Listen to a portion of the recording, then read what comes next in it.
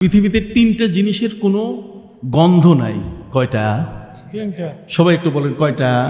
তিনটা জিনিসের কি নাই? গন্ধ নেই। যদি তিনটা জিনিসের গন্ধ হতো একটা মানুষও পৃথিবীতে বাঁচত না। কথা বুঝতে পারছেন? একটা মানুষও পৃথিবীতে কি বাঁচত না। কয়টা? তিনটা। একটা হলো বাতাস। এই যে বাতাস, অক্সিজেন নিচ্ছি, কোনো গন্ধ আছে?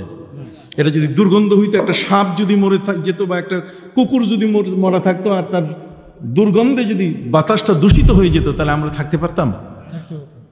তাহলে ফ্রেশ বাতাস দিচ্ছেন আল্লাহ আমাদেরকে, ফ্রেশ, একেবারে নিট অ্যান্ড ক্লিন, যেটা আমাদের স্বাস্থ্যের জন্য উপকারী।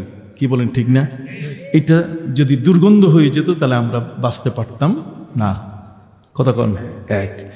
দুই নম্বর হলো পানি, যে পানিটা পান করেন। কথা কন না? যে পানিটা কি? আমার ভাইরা কথা বলে না, খারাপ লাগতেছে তো একটু কন না মুখ খুলে। কি?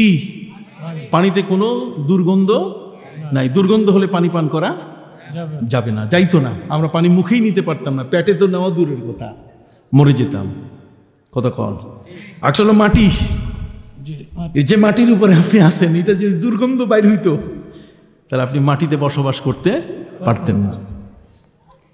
বলবেন যে হুজুর এগুলো কি কিতাবে আছে? হ্যাঁ, কোরআনের আয়াতে আছে। আমি বলি, পবিত্র কোরআন মজিদে আল্লাহ পাক রব্বুল আলামিন বলেন, আলাম নাজআলিল আরদা কিফাতা আহইয়াআন ওয়া আমওয়াতা।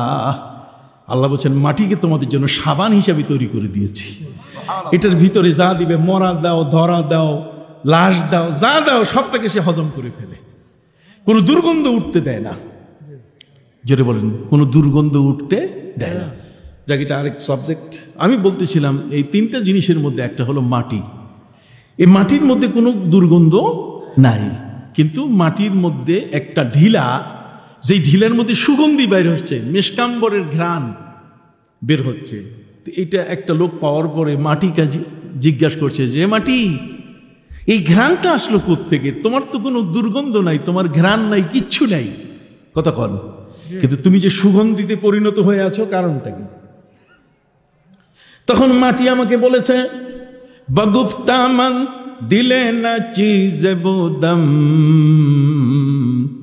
বগুফতামান দিলে না চিজ বোদম, ওয়ালেকিন মুদ্দতে বাগুল নশিশতম, জমালে হাম নশীদর মন আসর করদ, ওয়াগরনা মন হামা খাকাম কে হাসতম।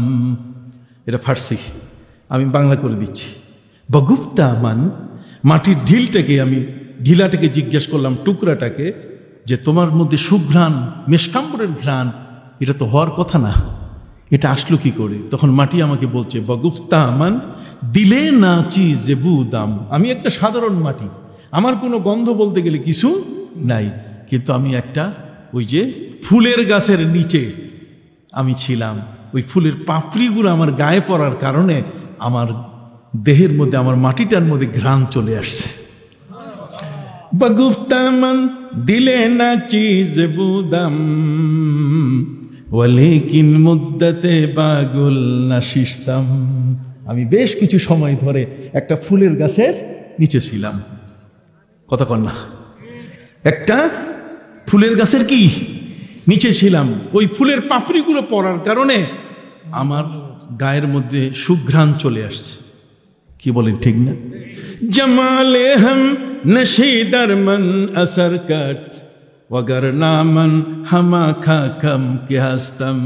ওই ফুলের ঘ্রাণটা যদি আমার গায়ে অ্যাকশন না করতো, তাহলে যেমন মাটি আমি তেমনই থাকতাম। কি বলেন, ঠিক না? অতএব সালেহাতু সঙ্গে বুদি দিল খারাস, ফার্সি ভাষায়, সালেহাতু সালেহাতু সঙ্গে বুদি দিল খারাস, কে এক জামানা দরৌলিয়া খাকে বাস। যদি তোমার অন্তরটা পাথরের মতো শক্ত হয়, ইসলামের কথাগুলো, হক কথাগুলো, তাকওয়ার কথাগুলো, জীবন সংশোধনের কথাগুলো যদি তোমার শুনতে মন না চায়, সালেহাতু সঙ্গে বুদি দিল খারাস, তোমার এই অন্তরটা যদি পাথরের মতো হয়ে যায়, তাহলে তোমাকে আমি পরামর্শ দিব, অল্প একটু সময় হলো তুমি আল্লাহর ওলিদের দরবারে গিয়ে বসবে। সুবহানাল্লাহ বলেন, কে এক জামানা দার আউলিয়া খাকে বাস। তুমি একটু সময় ধরে আল্লাহর ওলিদের কাছে মাটির মতো হয়ে বসবে। মাটি যেমন নড়ে চড়ে না, তুমি ঠিক অনুরূপ ভাবে মুখে কথা না কইয়া খালি চুপ করে বসে দেখবা আল্লাহর ওলির দরবারে, দেখবে অ্যাকশন শুরু হয়ে গেছে। সুবহানাল্লাহ বলেন।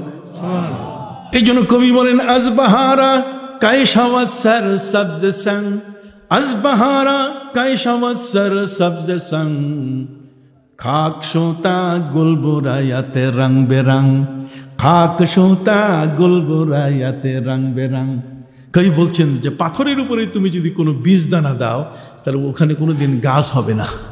তোমাকে মাটির সাথে খাতির লাগাইতে হবে, মাটিতে দিতে হবে বীজটা, তাহলে সেখানে অঙ্কুরিত হয়ে একটা গাছ আসবে।